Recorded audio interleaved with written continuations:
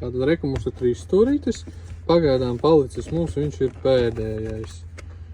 Kādu laiku piegādītas nebūs, varu pasteikties, kuram interesēs. Arī tāds foršs. Daudzi saka, ka kaut kas jauns un interesants. Visiem patika. Tā teikt, drošībai. Ar lukturīti un gaismiņām.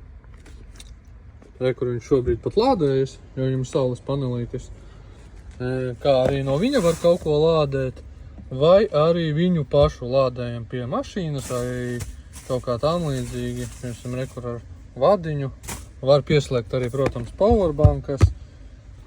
Pieslēgt. Ideāls variants būs šādā te powerbanka, kurā jau ir iebūvēti vadi uz 30 000 mAh. Tā kā ļoti forši šito vispār var mašīnā turēt līdzi.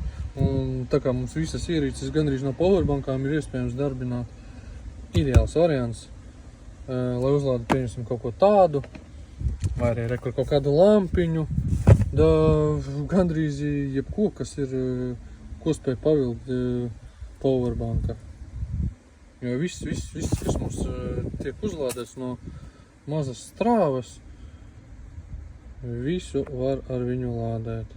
Un labākais tas, ka vēl šai powerbankai mums ir iebūvētie vadi, Type-C un Lightnings, un kopā vispār var lādēt 4 ierīces. Un kā jau vienā video minēju, ja jums vienīgais vads ir Lightnings, tas ir iPhone, tad pat ar Lightning vadu jūs varat viņu uzlādēt. Viņam pat tāda funkcija, ka no Lightninga, tā teikt, nav papildus vajadzīgi vadi. Protams, viņam arī komplektā ir savējais uz USB un Type-C. Bet jā, 3 stūrītis tiešām foršs, bija populārs. Jā, te daudz teica tāda interesanta jaunaša celulīta, nebija redzējuši. Un nav jāuztraucas, ka viņu nedrīkst lietot, vai viņš ir aizliegts, vai kaut kas tam līdzīgs, jo viņš reāli pildā funkciju labāk nekā klasiskais 3 stūris.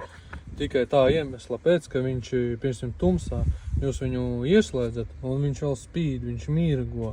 Tas attiecīgi pievērsīs vēl vairāk uzmanības un sapratīs, ka kaut kas ir noticis tālu no braucošā mašīna. Nekā 3 stūris, jā, mums ir obligāta prasība, viņai jābūt. Pagaidām šis ir pēdējais, bet skatoties, ja būs milzīgs pieprasījums, tad jau mēģināsim sūtīt vēl.